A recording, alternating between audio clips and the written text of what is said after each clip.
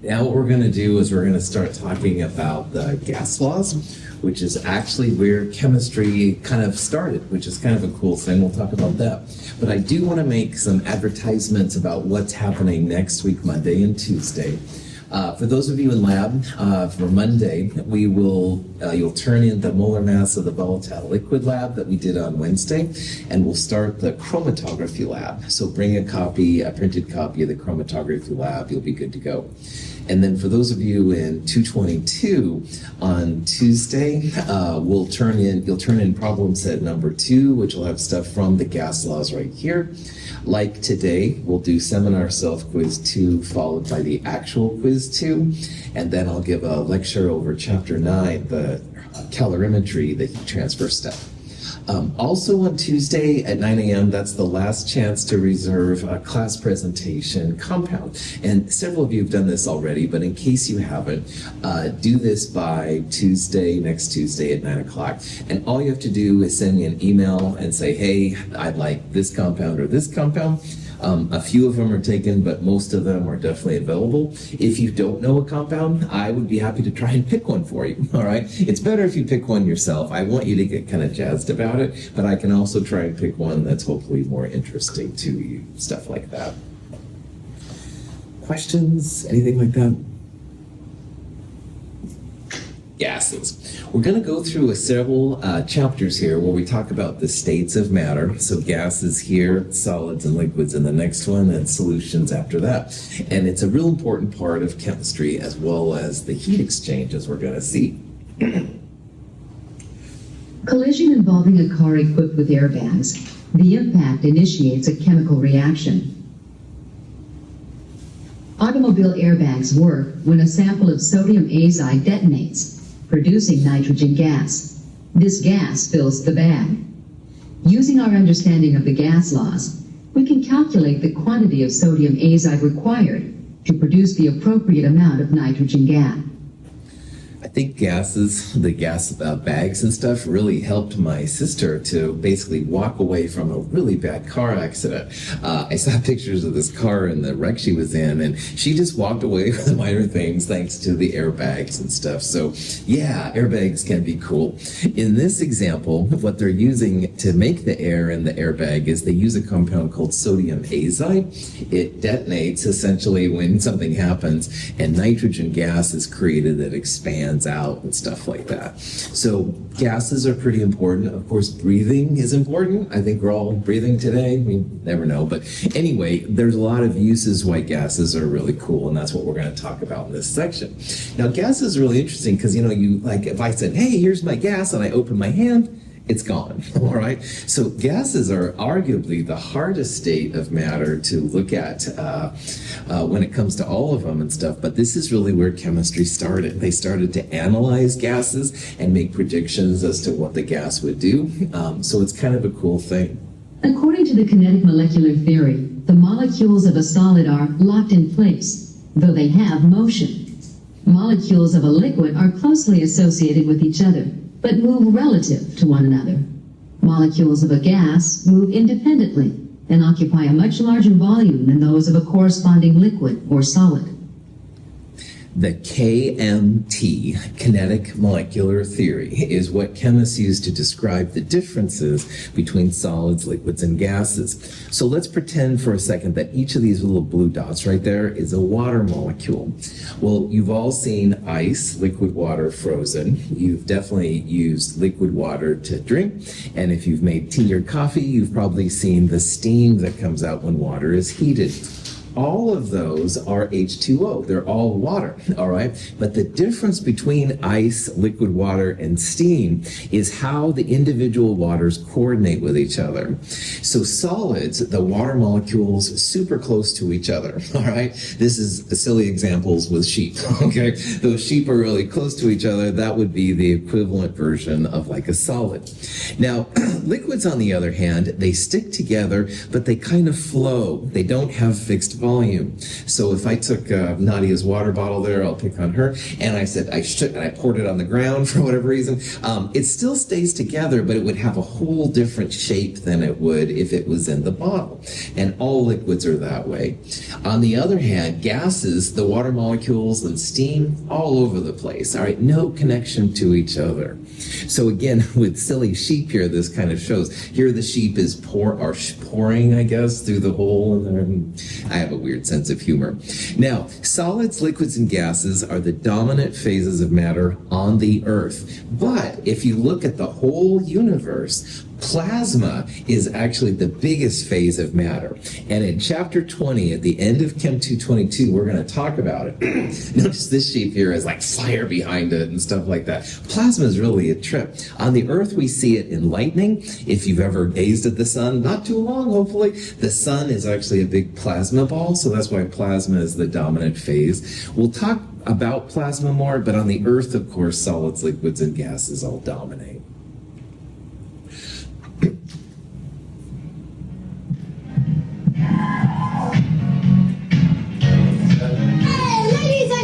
First time ever in her new part-time job in the public health department at City Hall. It's Ann Meredith Perkins. Yay! Well, Leslie, this is so nice. I put poisonous gas in one of these balloons, so if any of them pops, we may die.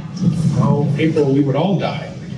Gases fill the volume of whatever container they're in. School.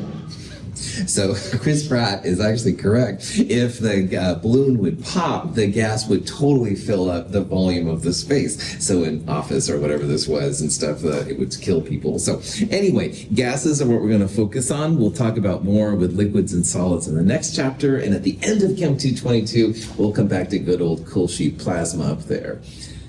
Questions? Good. Pressure is a part of gas. Because gases can expand and contract like crazy, pressure is a big part of how this all works out. Now, pressure is something that really wasn't understood at all until this guy, Torricelli, check out the date, 1643, before the United States was even a country, developed what's now called the barometer, all right? And a barometer is basically a way to measure the pressure around us. And all around us right now, there's a pressure.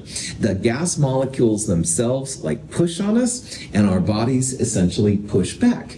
And that's the pressure, all right, that happens. So to measure pressure, what Torricelli and others then eventually created, they basically have a pool of liquid mercury, which is very dense. And inside here, they have a vacuum. Well, as the pressure pushes down on the mercury goes up. But eventually, the gravity starts to pull mercury back down. So when the atmospheric pressure pushing up and the gravity pulling down equate, that's when you can actually measure how high up this column the mercury goes. If you are at the ocean, which is considered to be the standard, one ocean, and you did this kind of measurement, the distance from the pool of mercury to the top would be 760 millimeters. 760 millimeters of length, in this case, is 760 millimeters of mercury in the column, so they'll refer to it, and we will too, as 760 millimeters of mercury. Now, mercury is very toxic. It's not really the best chemical to use, but because of its density, it makes the column measurable, all right? 76 centimeters is a measurable amount. You can use water, but the column of water would be like 3 stories high, and that's not as practical as a measurement tool as it is to use mercury. So they still usually use mercury with these things. I had like a so-so date with Valerie. Now I'm number 9 on the speed dial. So? So I used to be 7. I dropped 2 spots. What, she's ranking you? Yeah, the speed dial's like a relationship barometer. What is a barometer exactly? It's pronounced thermometer.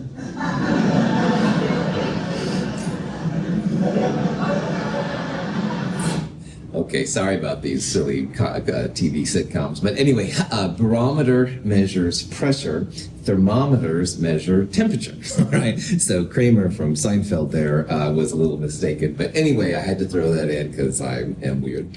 Anyway, so going back to the barometer, which is what this thing is called. All right. At 1 atmosphere of pressure, the distance the column of mercury will climb 760 millimeters of mercury, 10 millimeters per centimeter. So once in a while, you'll see it listed as 76 centimeters. Now, Torricelli was the scientist that created it. Oftentimes, you'll see this listed as torr. So a torr and a millimeter of mercury, same thing. So 760 torr would be 760 millimeters of mercury. Now, in this class, we're going to use what's often called the atmosphere more than anything else. So 1 atmosphere equals 760 millimeters of mercury, or 760 torr, etc., etc. In the lab yesterday, if you were with me, we had an electronic device that measures the pressure in millibars. There's 1,013 millibars in an atmosphere, so that's why that was the one we used. People, scientists, chemists, whatever, will usually use millibars or torr, millimeters of mercury, to relate back to the atmosphere. In physics, they a lot of times will use Pascal. If you use water, you'd need a column that was about 34 feet high, which is not very practical. I have seen them before. They're actually very accurate, but my goodness, you have to go up like 3 stories to measure the pressure, and scientists are lazy. So, practical, make sure you know millimeters of mercury, 760 millimeters equals an atmosphere.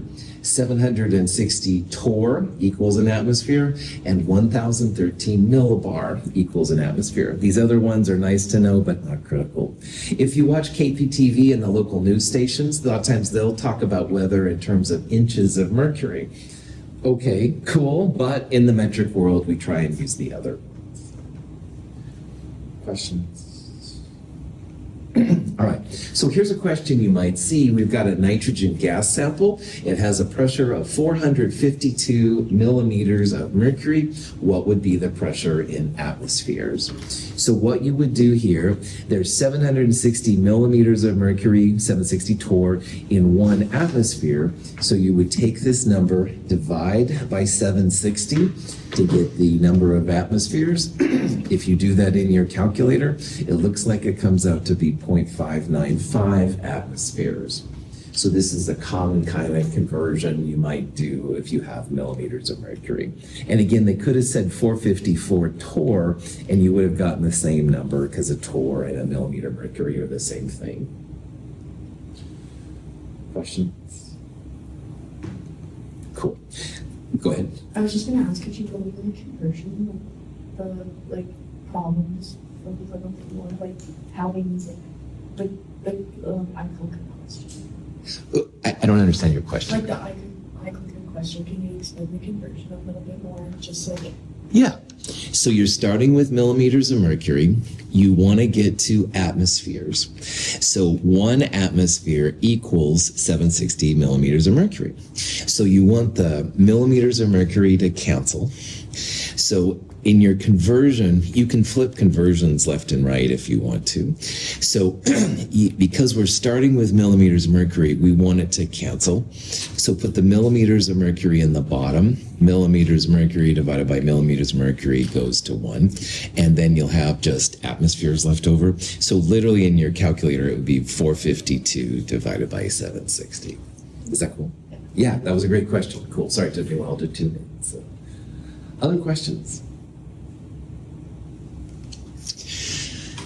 Depending on the pressure, the elevation that you live at, your pressure will be different, all right? Like I said, if you're at the ocean, Seaside, Lincoln City, Newport, et cetera, it's usually about 1 atmosphere, all right? But as you go up in elevation, the pressure actually goes down. So Denver is sometimes called the Mile High City.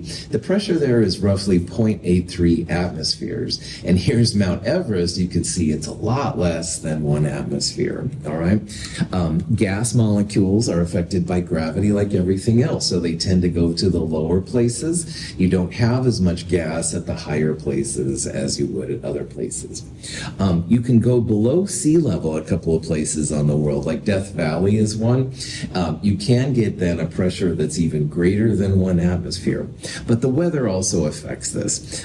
If you looked at that little blue box yesterday, if you were with me in lab, the pressure goes up and down a little bit normally, okay? That's due to storms coming in and all those kind of things. But if the storms are all the same, you can definitely see how the pressure will start to decrease as you get higher in elevation. So Timberline would have a different pressure than we would here at Gresham. All right, so when you're talking about gases, there are basically 4 things that affect the property of the gas. And again, gases have been studied quite a bit, and we'll talk about all these and how they relate to each other. Pressure is kind of the new player on the block, so that's why I wanted to have a separate section for that. But the volume that the gas takes up also makes a difference. If you have the volume of this room versus a volume of a little container like your coffee container there, you'll see different properties. The temperature absolutely plays a part.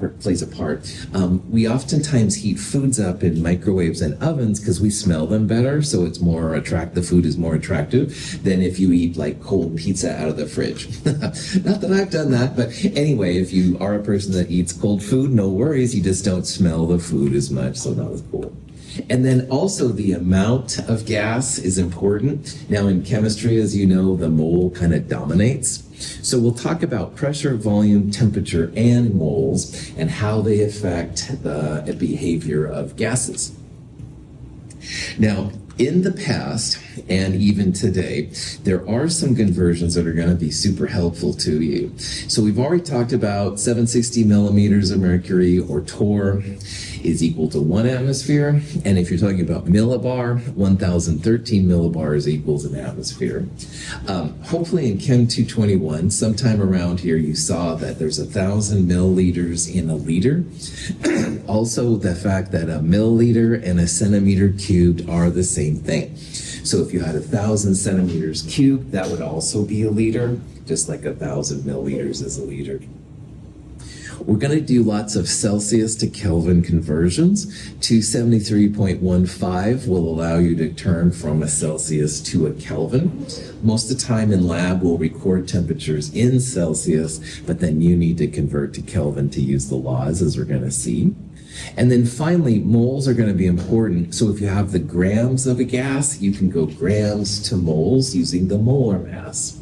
So if you have those things kind of set up, you'll be good to go in this section.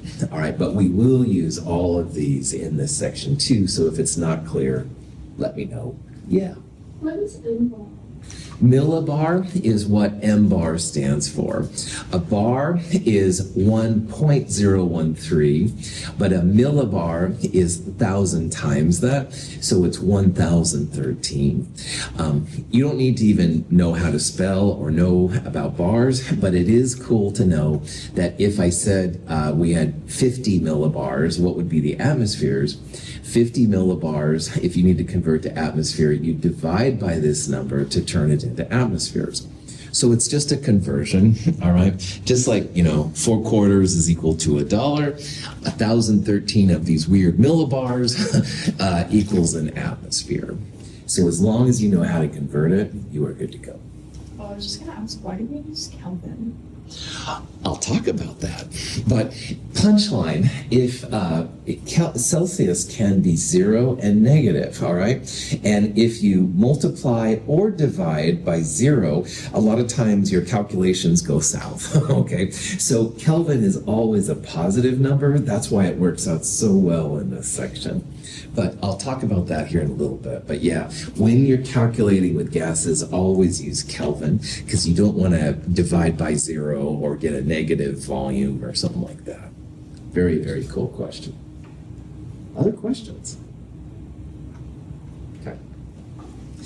So this guy, and I'm going to mispronounce his name, I'm sure. I think it's Guy Lussac, but I have no idea. Anyway, what he did is he studied the relationship between the pressure of a gas and the temperature of the gas. Now, we're going to see here coming up that temperature really needs to be in Kelvin, all right? Kelvin goes from 0 to 500, all right? And if you want to know the relationship between the pressure of a gas and the temperature of gas, he actually found that pressure and temperature, they're linear.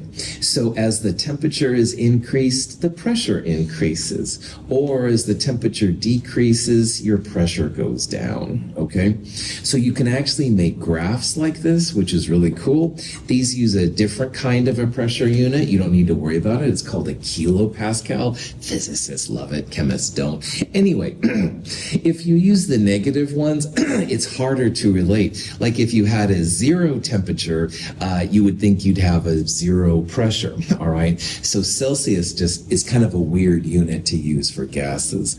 So the punchline between what Caitlin asked and what I'm telling you right now, if you're doing anything with gases, make sure you use Kelvin, all right? Kelvin is the only unit to use when it comes to gases. Mathematically, the pressure divided by the temperature equals a constant. You don't need to worry about that. But sometimes Gay-Lussac's law is looked like this. It's P1 over T1 equals P2 over T2. So if you have some initial pressure and temperature of a gas and you change the temperature to T2, you can then calculate what the new pressure P2 is going to be. But again, notice how T is in the bottom.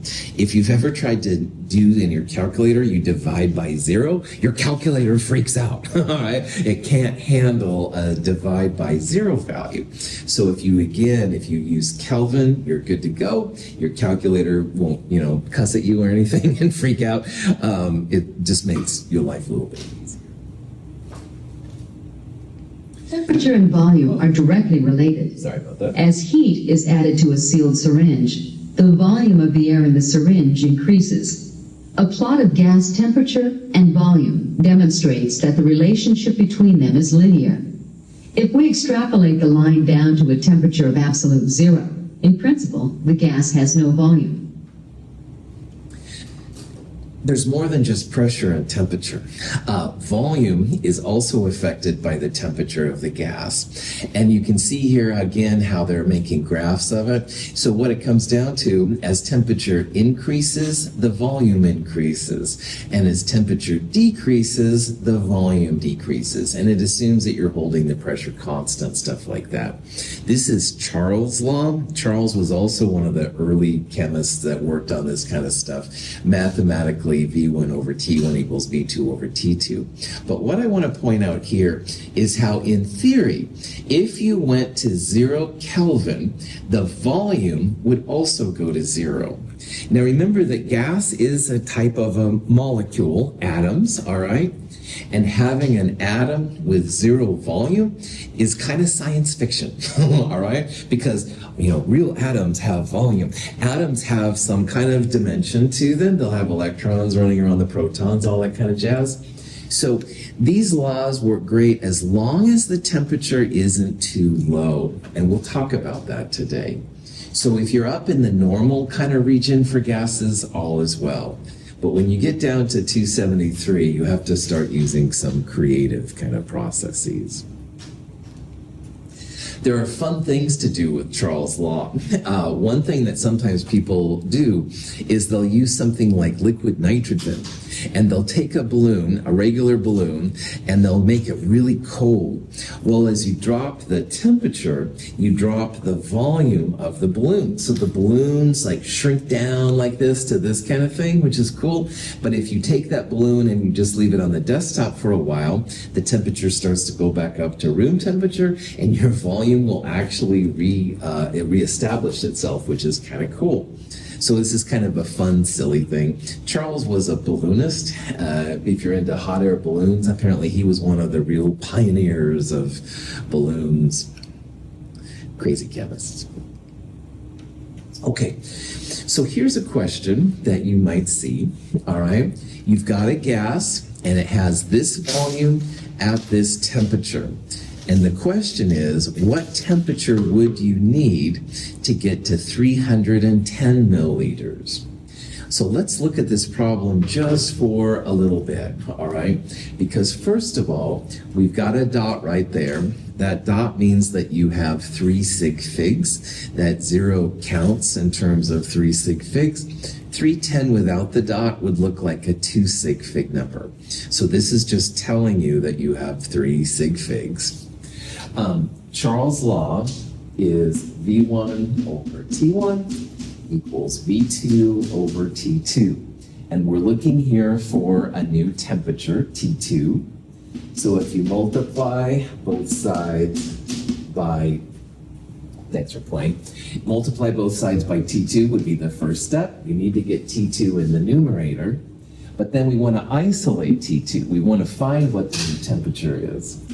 So we're going to multiply both sides by the opposite over here, which would be T1 over V1. This is hyper messy, but what you end up with then is T2 equals V2 T1 over V1. Okay? I think I've done that right anyway. So I'm rearranging Charles' law to solve for the new temperature, T2. All right? Questions on that? Yes. Go ahead, Caitlin, and then Leanne. For problems like this, do we have to convert to Kelvin? That was, you took the words right out of my mouth. You bet. That was the other secret thing I had. Definitely make sure you use Kelvin. You bet. So the temperatures here will be in Kelvin. You can then convert back to Celsius. Leanna, did you have a question for somebody? Okay, good. Yeah, good. You all are on top of it. You saw that I was trying to fool you. Sorry, fascist chemist. Convert all the temperatures to Kelvin. All right. So 25 plus 273 is 298. That's going to be your temperature. V2, the new volume is this, divided by 235. But the answer comes out in Kelvin too. So you subtract then 273 to get back to the answer. 120 Celsius is the final answer. So again, notice here how I did convert the temperature from Celsius to Kelvin.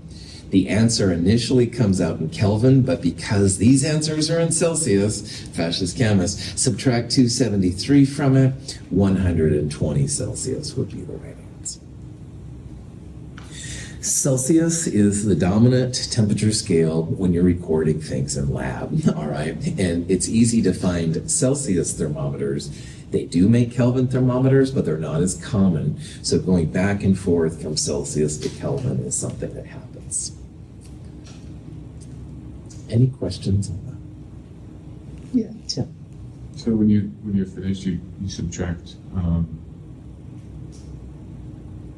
273 from the final answer. Okay. Correct. That's right.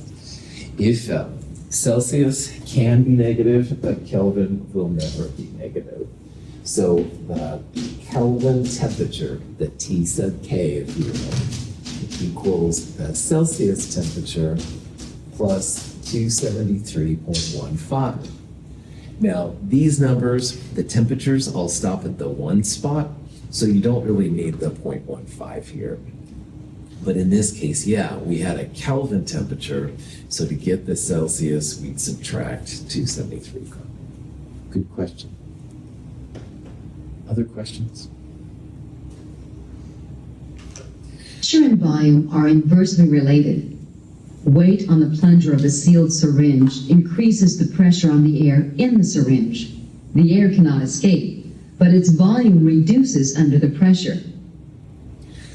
Boyle was another one of these scientists. Again, at times, 1600s, it's crazy. They didn't even hardly have, working toilets at that time. But anyway, regardless, they were able to figure out the relationship of gas volume and gas pressure.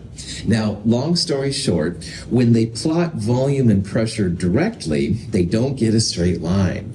In science, straight lines are kind of cool because you can predict the behavior of things easily if you have a straight line. This one goes up, that one goes up, that kind of thing. So what Boyle and his compatriots did is they realized that volume and pressure inversely related, all right? So if you have an inverse relationship, one will go up and the other one will go down. So that's why they plotted here not volume versus pressure, but volume versus the opposite of pressure, 1 over the pressure.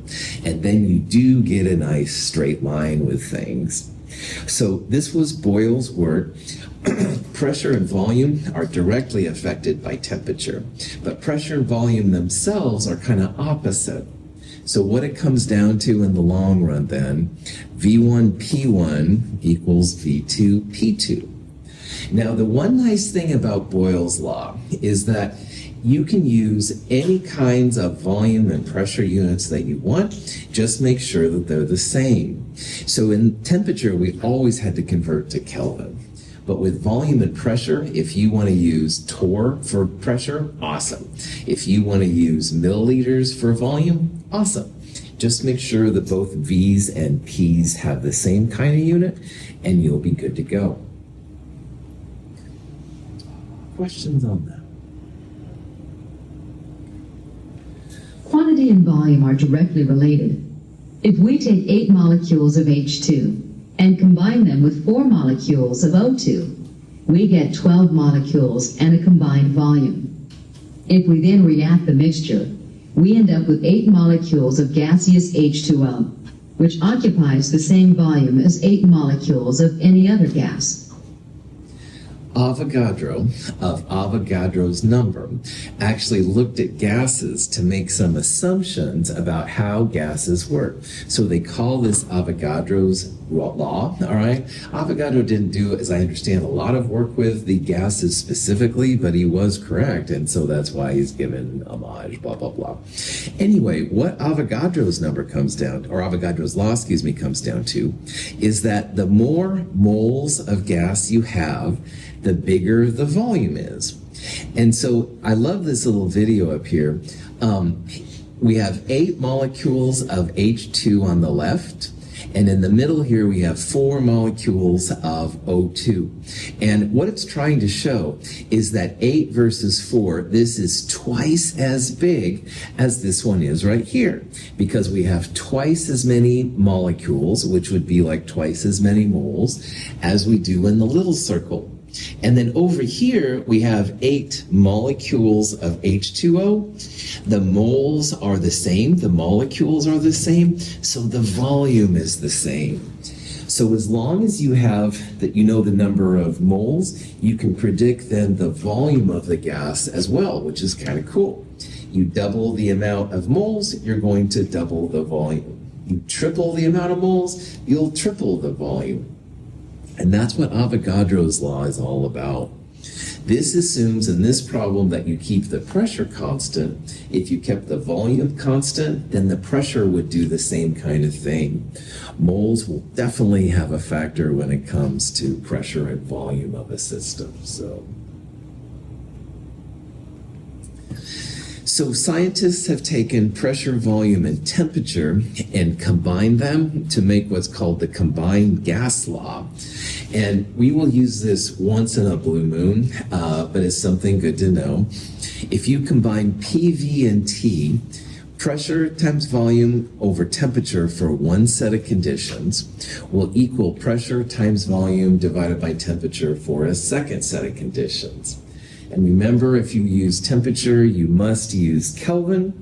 But in the combined gas law, again, if you want to use, you can use any kind of pressure or volume units. Just make sure they're the same on both sides. Once in a while, I'll use the combined gas law. It's not as common as the one we're going to talk about here in a little bit, but it can be really helpful.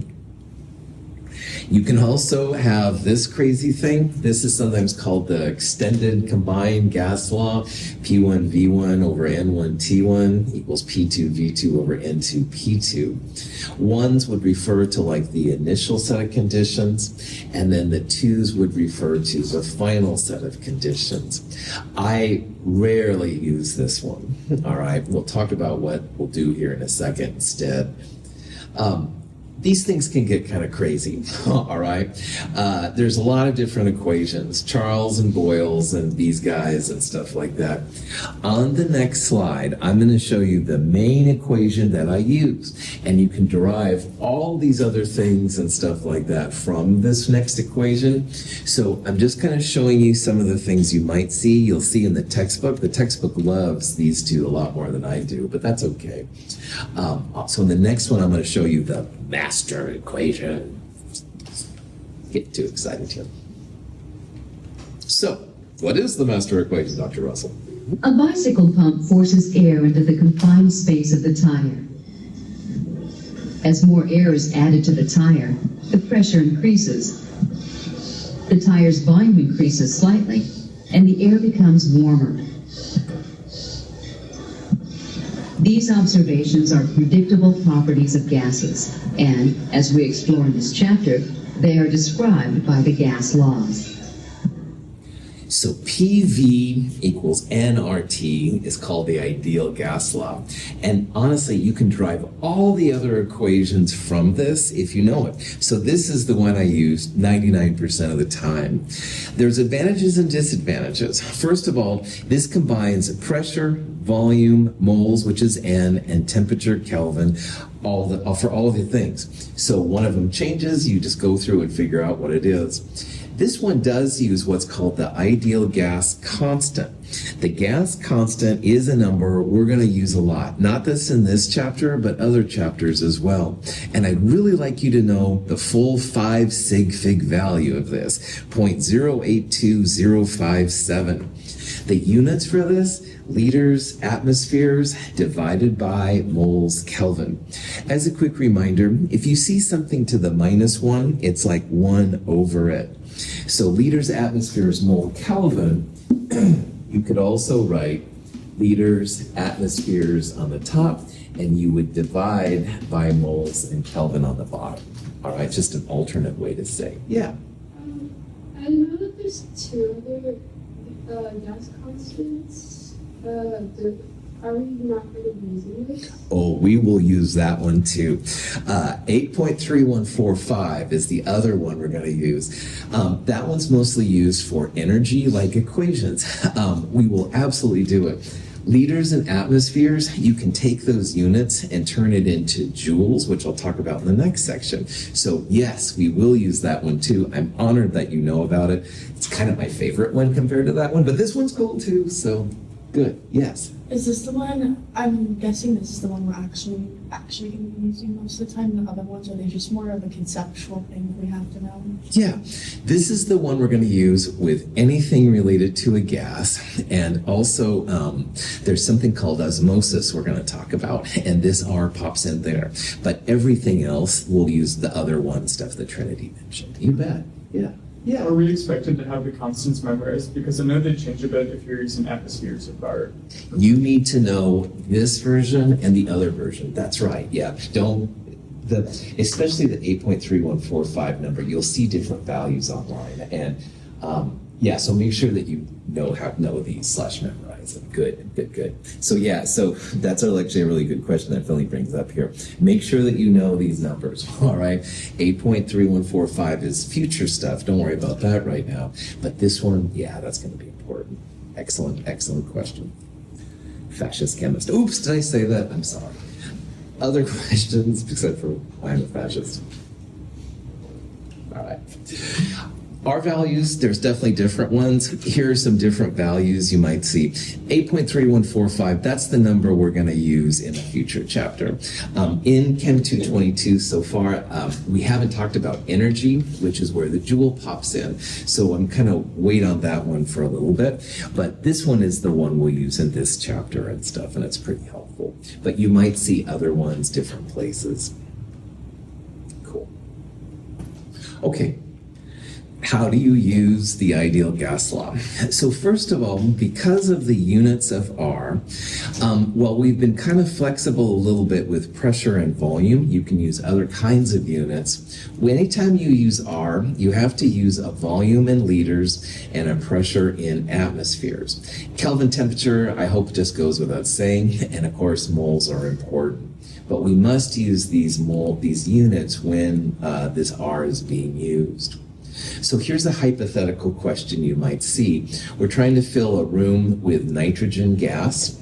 It's a diatomic, have no fear of equilibrium, so it's N2. Anyway, the room has this many cubic feet. Who knows what that means? Here's the volume in liters. And because R has a liters term, we definitely want to use this number as is.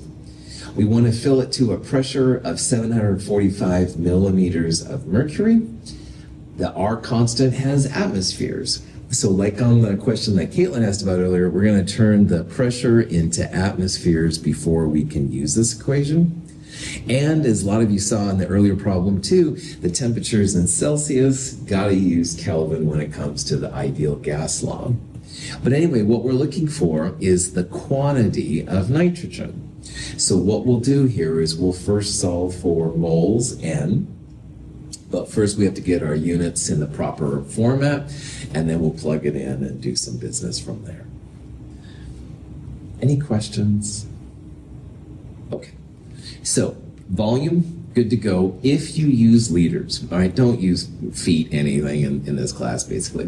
That would be bad. However, we've got to convert the temperature to Kelvin. So 25 plus 298, like Tim asked about, would be 273 would be 298. And then also we've got to turn pressure, whatever it is, into atmospheres. So in this case, it's millimeters of mercury. We'll use the conversion 760 millimeters of mercury per atmosphere. And again, you can see how the millimeters of mercury cancel. The only unit left standing is an atmosphere, 3 sig figs, etc., etc. If we would have had a millibar pressure, we would have divided by that 1013 we talked about. That would be the other kind of pressure you might see. But anyway, now we've got a volume in liters, a temperature in Kelvin, and a pressure in atmospheres. So we'll be able to solve for the N in PV equals nRT. Rock and roll. So N is the moles. It's PV equals nRT. So when you solve for N, N would be PV over RT. So the pressure was 0.980 atmospheres when we converted the millimeters of mercury to atmospheres. The volume in liters, this number. Good old gas constant, try to use all 5 sig figs if possible. And the temperature would be 298 Kelvin. So plug this in your calculator. The moles comes out to be 1.08 times 10 to the third moles. Now, if you're curious how many grams, kilograms it is, you can absolutely convert from there. N2 is a diatomic, 2 nitrogens. So 1 nitrogen is about 14 or so grams per mole. Because it's 2 of them, we'll multiply it by 2. I also converted grams into kilograms. That's why there's this weird 10 to the minus 3 thing right there. But really, if you can get to moles, pat yourself on the back. That's what this is all about. Only bosses that don't understand moles would be wanting other things. But anyway, so you want to fill your thing with gas. You need 1.08 times 10 to the third moles of N2 to make that happen. Questions on anything? Okay. For whatever reason, scientists often talk about the standard temperature and pressure for a gas. Now, gas is one of the oldest types of things to be studied in science, at least in chemistry. Like the dates there were 1600s, 1700s, all right? So for whatever reason, STP standard temperature and standard pressure, or standard temperature and pressure, are defined as exactly 1 atmosphere of pressure, which I understand that.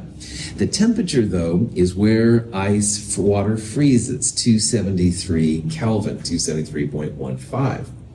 So if anyone talks, like in a future problem, about STP, that means the pressure is exactly 1 atmosphere and your temperature is 273.15 Kelvin.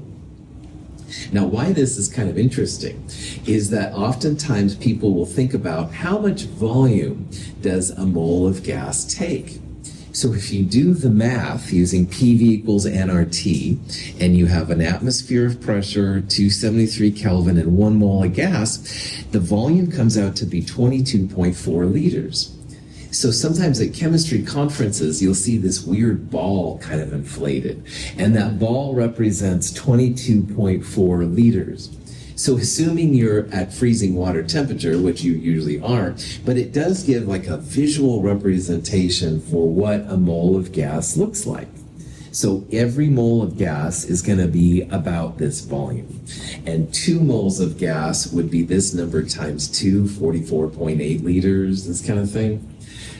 Which is interesting. Now, an extension of that is that a mole of any gas will be the same volume. So if you're at STP, each one of these balloons would be 22.4. This one right here is helium. It's hard to read. This is ammonia, NH3, and this is oxygen, O2. They all have different molar masses, but they're all going to have the same volume, assuming they're at the same temperature and assuming you have a mole. Now, this is a lot different from liquids and solids because there's the densities of liquids and solids all over the place, all right? And so that's why they'll have different volumes. But for gases, same temperature, same pressure, they should all have the same volume, which is kind of a trip, so. Cool. Any questions on that? I'm a huge Star Trek fan. I apologize maybe to some of you, but just let you know. So in one of the original Star Trek episodes, Khan, who was also in Star Trek II, the movie anyway, Khan takes over the Enterprise, and they use something called neural gas, which was never defined, to stun Khan and his henchmen. So let's assume that Spock, who was the one that released the neural gas, let's say that Spock used 2 moles of this neural gas. What would be the volume? All right. And this really has nothing to do with Star Trek. It's just a cheesy excuse to talk about Spock. But anyway, a mole of gas, 22.4 liters. And if this is at STP and you had 2 moles, then 2 times 22.4 or 44.8 liters, that would be the volume of the gas. All right. As long as you're at STP, each mole takes up 22.4 liters. So half of a mole would be 11.2, et cetera, et cetera. Any questions? There's an extension of PV equals nRT, which is also really helpful. Because density of gases is a factor, but it's a lot different than it comes down to liquids and solids. So what scientists do when they think about gases and density is they start with PV equals nRT. Now, if you rearrange this a little bit, you can divide both sides by V. That's the N over V part. And you divide both sides by RT. So you end up with P over RT on one side and N over V on the other side. And you're like, oh boy, that's exciting. Well, moles is equal to the grams of this substance divided by the molar mass. So just like we talked about earlier, grams divided by grams per mole equals the moles. Well, here what I'm doing, M is the mass in grams, and big M is the molar mass, the grams per mole of the gas. Well, let's keep going. M over V, grams of the gas divided by volume of the gas, grams over volume, mass over volume, that's density. It's the density of the gas. So what people do is they multiply this side, both of them by big M. Density is the M over V part. So density of the gas, M over V, equals PM over RT. And so if you think about this equation long enough, multiply both sides by RT, you end up with this thing. People call this the evening dirt equation. AM is morning, PM is evening. So evening and dirt without the I, if you use your imagination a little bit. Anyway, okay, your instructor has not totally lost it. Here's what's cool about it. As the molar mass, M, of the gas gets bigger, your density of the gas gets bigger. Now, if you remember from density in Chem 221, things that had bigger densities went to the bottom, and things with smaller densities went to the top. Well, gases are the same way. This is one of the things that blew my mind when I started learning about it. I thought all gases would just escape into the atmosphere because I'm used to talking about helium, stuff like that. Gases can sink. All right, you can literally have a balloon that falls to the ground. And if you've had a helium balloon that sat around for a while, those no longer float. They will sink to the bottom too. It's all about the density. Our air has a density, and so things that are less dense than air go to the top, and things that are more dense than it go to the bottom. So you can predict using the evening dirt equation what the density is going to be. The molar mass of your gas is going to definitely have an effect on the density. So the bigger the molar mass, the bigger the density, and likewise the smaller molar mass, the smaller the density. That's why hot air rises. Yes, absolutely. There's a little bit of thermal energy in there too. It has more energy, but absolutely it's got more energy around. You bet. Excellent. Other questions? Okay. There's some really fun things we can do with this, so bear with me here. I'm going to show you several videos on the next slide, and it's all about this evening dirt equation. Oops, I'm going to do this one first. Sorry about that. I get on a roll, and sometimes it's hard for me to shut down. It says here, which gas has the greatest density? Now remember that PM equals dRT, so the biggest D density will have the biggest molar mass. So oxygen, O2, each oxygen is 16 times 2, 32 grams per mole. Likewise, nitrogen, 14 grams per mole times 2, 28. So we would expect oxygen at 32 to have a bigger density. It has a bigger molar mass, 32, relative to nitrogen's 28. And if you keep going, hydrogen's about 2 grams per mole, so that'll be the smallest density. Carbon dioxide, roughly 44 grams per mole when you figure it out. That'd be bigger yet. But xenon, number 54 on the periodic table, roughly 131, I think, grams per mole. That's the biggest molar mass. So if you have a question like this, the biggest density, figure out your molar masses, all right? Periodic table, once again, gonna be your friend. And xenon dominates this dojo. It's got a much bigger molar mass than all the other ones. This one is gonna have the biggest density. So if you have a balloon of xenon, first of all, it feels heavy. I actually felt the balloon with xenon, it was amazing. But anyway, it'll sink to the bottom, all right? It's not gonna float at all right? If you had a birthday party for kids and you bring a bunch of xenon balloons, they'd all go, and start crying because all the balloons would sink to the bottom and it wouldn't be. Okay, I have a strange sense of humor. Questions? Yes, Tim. Is xenon the heaviest gas? No. As of this moment, the heaviest gas that I know of, and I'll bet you, Tim, there's bigger ones than this, but radon is even bigger. And here in the Portland area, a lot of houses get contaminated with radon. Radon can come up from underneath us from radioactive processes. And the problem is once it gets to our area, it just stays on the ground. And you move around and the radon comes up and gets in your lungs and stuff like that. Radon is the heaviest gas that I know of, but I bet there's probably a bigger one out there.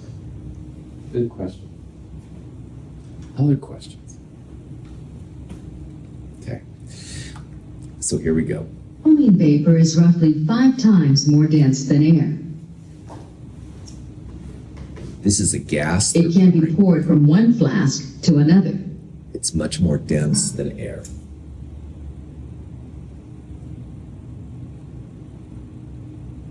The density of bromine, like that of all gases, is directly proportional to the molecular mass of its molecules in the gas phase. I promise to show you something really cool as long as you promise not to try it at home, okay? Okay. Now, everyone wants to know why my voice sounds higher when I inhale helium. Well, several factors that helium is 6 times less dense than air, which means sound waves travel through it much faster, which makes my voice sound much higher. Now, the same effect can be achieved in reverse if I inhale something like Sulfur hexafluoride, which is 6 times denser than air. I inhale some of that. And my voice gets really low, and somehow I'm still funny. It's scientific! Here's the secret. Hold on to it here like this. You hold on to that end. Okay, ready? Let's just set it in here like this. And we're gonna let go. Ready, set, let go. That's not magic or It's AI. floating on a sea of sulfur hexafluoride. So cool. Does that look like magic or what? All right, so I want you to sink the ship. Ready? Reach down here and scoop up some gas. Does that feel dumb that you're scooping up gas? Now pour it in here. Did you see that? Do it again. Scoop up some more gas. Now slowly pour it inside. You see it? There it is. Yes. You sank it. All right, so to prove. Anyway, so these videos are all really silly, but hopefully you get the idea. The heavier molar mass gases will sink to the bottom. It looks like this is some kind of computer generated thing, but it's not. Science, yeah. SF6, sulfur hexafluoride, super dense gas. It has a really big molar mass. It was 140 or something like that grams per mole. Normal air, roughly 29 grams per mole. So bigger molar masses will sink and lighter molar masses will float. So this invisible gas, you can scoop it up and pour it like that into different things. It also affects your voice, like on the second video. Helium makes your voice get really high, you know, and not that I've ever done that, but I don't. Anyway, you shouldn't do it. But the SF6, which I've never got a sample of, even though I've tried. Anyway, SF6 actually makes your voice go really low. So again, this isn't some kind of audio, you know, effects or anything like that. It's the natural gas of things. So it's kind of fun to think about. This PM equals DRT thing is pretty awesome for figuring out the differences in density. Any questions? Yes, ma'am. Since that was an open container, can you explain a little bit how that worked? Because I thought that container gas would like dispersed. So the gases with lighter molar masses would absolutely start to escape because they float. The gases which have a molar mass less than air, which is about 29 grams per mole, will start to escape. But that gas, 146 grams per mole, is so much more massive per mole that it mostly stays in the bottom. All right. Now, even those gases, Leanna, you bet they'll start to escape after a while. The heat comes in, it'll make some of them go away. After a long time, the place would probably be empty, I won't lie. But it's a much slower process. Those heavier gases are happier staying there than if we had like helium or hydrogen or something like that. Even water vapor, which would be about 18 grams per mole, that would want to escape. So like when you're boiling water on a stove, eventually all the water is gone. Water wants to escape. It has a molar mass less than air. But sulfur hexafluoride, you boiled it, I think, anyway, knock on wood, it would mostly stay there. Some of it would escape, but most of it would stay there. Cool question. Other questions? All right, this is a good place to stop and take a break.